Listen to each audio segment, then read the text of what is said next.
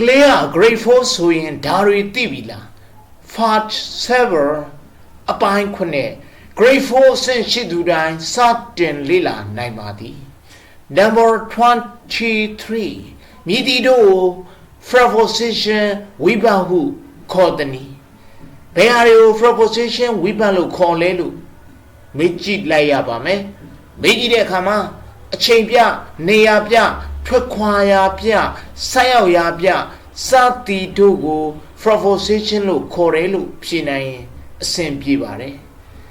အချိန်ကိုပြတဲ့စလုံးတွေနေရာကိုပြတဲ့စလုံးတွေထွက်ခွာရာပြတဲ့စလုံးတွေ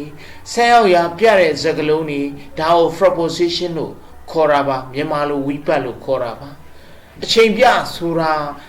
6နာရီမှားဆိုရင်အဲ့ဒီမှားဆိုတဲ့စကားလုံးကိုဆိုလိုချင်တာဖြစ်ပါတယ်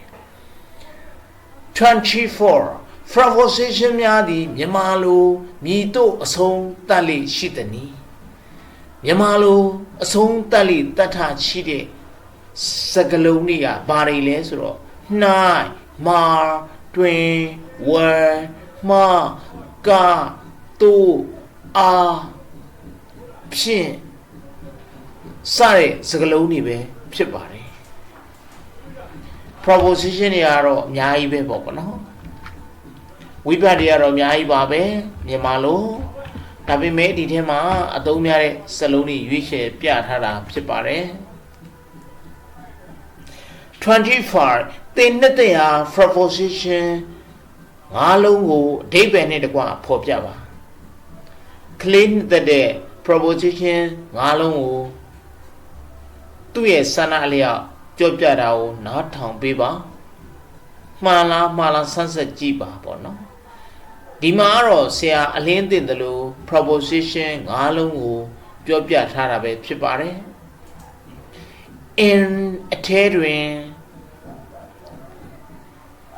မှားကဒီလိုအဓိပ္ပာယ်လေးရပါတယ် on ဆိုရင်အပေါ်မှာအပေါ်က from မှားက to တို့ကို by အနီးမှာဒီစလုံးတွေဟာ preposition တွေပဲဖြစ်ပါတယ် number 26မြည်တီတို့ကို conjunction ဟုခေါ်သည်စကားလုံးစကားစုဝကြပိုင်းဝကြအဓိပ္ပာယ်စသည်တို့ကိုဆက်ဆက်ပေးတဲ့စကားလုံးတွေကိုခေါ်တာဖြစ်ပါတယ်ဘာတွေကို conjunction တမန်ဒတုံမဟုတ်စကားဆက်လို့ခေါ်လဲဆိုတော့စကားလုံးတွေဆက်ဆက်ပေးမယ်စကားစုတွေကိုဆက်ဆက်ပေးမယ်ဝကြပိုင်းတွေကိုဆက်ဆက်ပေးမယ်ဝကြတွေကိုဆက်ဆက်ပေးမယ်အဓိပ္ပာယ်တွေကိုဆက်ဆက်ပေးမယ်ဒီလိုဆက်ဆက်ပေးတဲ့စကားလုံးတွေကိုတော့ conjunction လို့ခေါ်တာဖြစ်ပါတယ်